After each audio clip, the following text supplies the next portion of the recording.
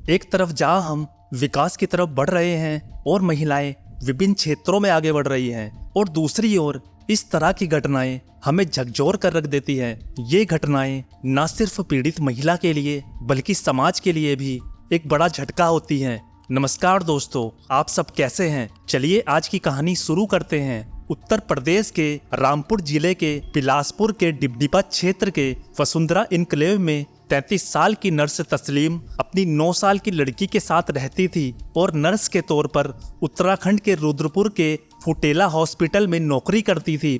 30 जुलाई 2024 को अपनी ड्यूटी खत्म करने के बाद अपने घर के लिए निकलती है। घर पर उसकी बेटी उसका इंतजार कर रही होती है और तस्लीम को लौटने में देर होने लगती है। जब तस्लीम को लौटने में देर होने लगती है तो बेटी ज़्यादा परेशान हो जाती है। वो रात तो बेटी की रो रो के गुजर जाती है और अगली सुबह जब अपनी माँ को नहीं देखती है तो वो रो रो कर और ज़्यादा परेशान हो जाती है। पड़ोसियों को जब इस बारे में पता चलता है तो पड़ोसी इस बात की जानकारी उस 9 साल की बच्ची के ननिहाल वालों को देते हैं और परिवार वाले अपनी बेटी को हर जगह तलाश करते हैं, लेकिन काफ़ी कोशिश करने के बाद भी जब उनको कहीं भी मालूम नहीं चलता है तो बच्ची की मौसी यास्मीन 31 जुलाई 2024 को रुद्रपुर पुलिस स्टेशन रिपोर्ट लिखवाने के लिए जाती है और जाकर कहती है कि उसकी बड़ी बहन तस्लीम रुद्रपुर के एक हॉस्पिटल में नौकरी करती है।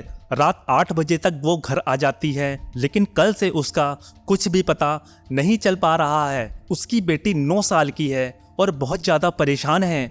तस्लीम की फ़ोटो लेकर मामला गुमशुदा में दर्ज कर लिया जाता है। तस्लीम की गुमशुदा रिपोर्ट लिखवाने के बाद फिर भी यास्मीन शांत नहीं बैठती है। अपनी बड़ी बहन तस्लीम को ढूंढने के लिए जिन जिन रास्तों से वो गुजरती थी उन रास्तों पर जाती है और आसपास की हर जगह और हर एक इलाके को खंगालने की कोशिश करती है ताकि तस्लीम उसकी बड़ी बहन मिल जाए। यह सब करते हुए एक सप्ताह गुजर जाता है। पुलिस की तरफ से भी कोई जरूरी जानकारी नहीं मिल पाती है। आखिरकार 8 अगस्त 2024 की शाम 5:30 बजे 8 दिनों के बाद पुलिस वाले उनको फोन करते हैं और उनसे कहा जाता है कि आप पुलिस स्टेशन आ जाओ, आपको लेकर कहीं जाना है। दरअसल एक लाश मिली है। जैसे ही वो लाश के बारे में सुनती है और कहती है कि हम लोग पहुंचते हैं। परिवार के लोग जब वसुंधरा रोड पहुंचते हैं, रोड के किनारे पर जाते हैं तो झाड़ियों के अंदर एक लाश पड़ी हुई थी। लाश बिल्कुल कंकाल बन चुकी थी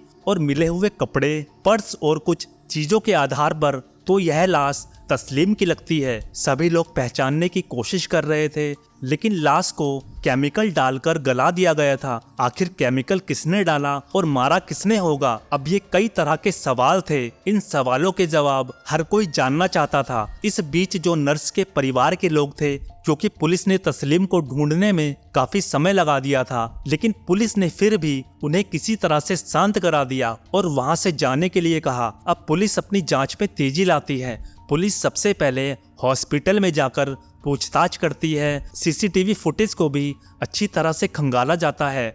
लगभग 500 से ज़्यादा सीसीटीवी कैमरे थे।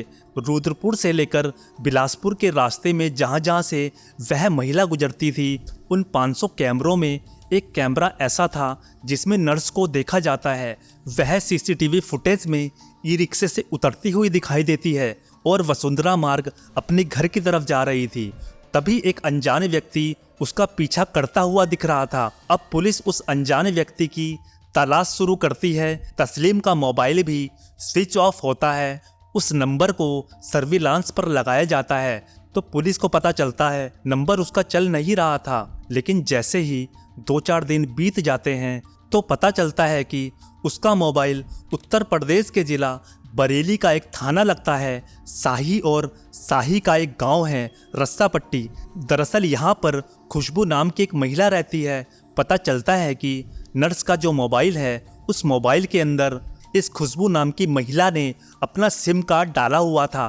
तो जांच अधिकारी उस नंबर पर कॉल करते हैं और कुछ पूछताछ करते हैं। उस महिला से पूछताछ करने पर वो अपना नाम खुशी और अपने पति का नाम धर्मेंद्र बताती है और फिर उसके बाद आकर धर्मेंद्र से कहती है कि जो तुमने मुझे मोबाइल दिया था, उसी मोबाइल पर पुलिस वालों का फ़ोन आया था। इतना सुनते ही वो खुशबू को लेकर रस्सापट्टी से भाग जाता है। पुलिस उसकी तलाश में लग जाती है। करीब 8 दिनों के बाद आखिरकार राजस्थान के जोधपुर में धर्मेंद्र की लोकेशन मिल जाती है। पुलिस उसको वहां से पकड़कर देहरादून लेकर आ जाती है और उनसे पूछा जाता है कि तुम्हारे पास ये मोबाइल कहाँ से आया, किसने दिया, उस नर्स के मोबाइल के अंदर तुमने अपना सिम कार्ड कैसे डाला। तो पता चलता है कि खुशबू से पहले धर्मेंद्र इस मोबाइल को इस्तेमाल कर रहा था और धर्मेंद्र ने ही खुशबू को ये मोबाइल दिया था। लेकिन खुशबू को ये नहीं मालूम था जिसका मोबाइल वो इस्तेमाल कर रही है उसका कत्ल कर दिया गया है। इन दोनों से पूछताछ की जाती है, लेकिन पूछने पर वो ठीक से कुछ भी जवाब नहीं दे रहे थे। लेकिन पुलिस की सख्ती के आगे धर्मेंद्र टूट जाता है और फिर धर्मेंद्र पुलिस को एक कहानी सुनाता है।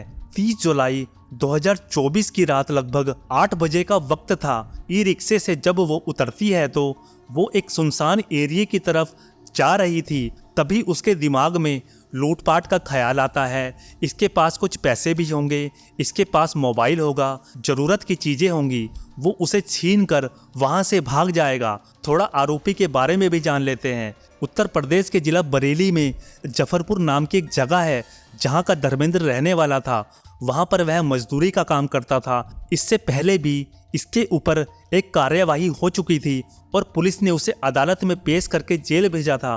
कहानी पर वापस आते हैं। लेकिन जैसे ही नर्स के पीछे पीछे जाता है, जब बिल्कुल सुनसान रास्ता मिलता है वो तुरंत ही उसे पकड़ता है। इसी बीच उसकी नीयत खराब हो जाती है। उसके साथ वो मारपीट भी करता है और मारपीट करने के बाद जब वो बेहोशी जैसी हालत में हो जाती है तो वो उसका सेक्सुअल हरासमेंट भी करता है। इसके बाद फिर वो वहाँ से जब जाने की कोशिश कर रहा था तो सोचता है कि इस बात का खुलासा ना हो जाए, क्योंकि उसने उसका चेहरा देख लिया था। तब वह उसी के दुपट्टे से उसका गला घोंटता है और तब तक घोंटता रहता है जब तक वो मर नहीं जाती और उसका मोबाइल और कुछ चीज़ें लेकर वहाँ से चला जाता है। 2-4 दिन तो उस मोबाइल को वो खुद यूज करता है और फिर अपनी पत्नी को दे देता है। लेकिन पुलिस ने जब इस घटनाक्रम का खुलासा किया था तो परिवार वालों को कुछ बात समझ नहीं आ रही थी, क्योंकि जिस झाड़ी में वो बॉडी मिली थी परिवार के लोगों ने उस झाड़ी में भी जाकर देखा था। उस रास्ते से लोगों का आना जाना भी होता था। 8 दिन तक किसी को कोई दुर्गंध नहीं आई और वो लाश न रहकर कंकाल बन जाती है। पुलिस बताती है कि केमिकल का इस्तेमाल किया गया था। हालांकि पोस्टमार्टम रिपोर्ट में यह सब नहीं आया था। कई तरह के सवाल थे जो हर कोई जानना चाहता था कि आखिरकार इस महिला के साथ हुआ क्या था। परिवार वालों ने यह भी दावा किया था कि जिस हॉस्पिटल में उसने 3 साल तक नौकरी की उस हॉस्पिटल ने नर्स की सुध ही नहीं ली। नर्स कहां से अचानक से गायब हो जाती है। कई तरह के सवाल थे जो हर कोई जानना चाहता था कि आखिरकार इस महिला के साथ हुआ क्या था। नर्स हत्याकांड की तफ्तीश अभी भी जारी है। हत्याकांड से जुड़े अभी भी कई सवाल हैं जिनका जवाब मिलना जरूरी है। इस केस का जो भी अपडेट होगा वो इस चैनल के माध्यम से मिल जाएगा। वैसे तो गुनहगार को अदालत से सजा मिल जाती है, लेकिन आप क्या सोचते हैं, कातिल को क्या सजा मिलनी चाहिए? कमेंट बॉक्स में जरूर बताएं।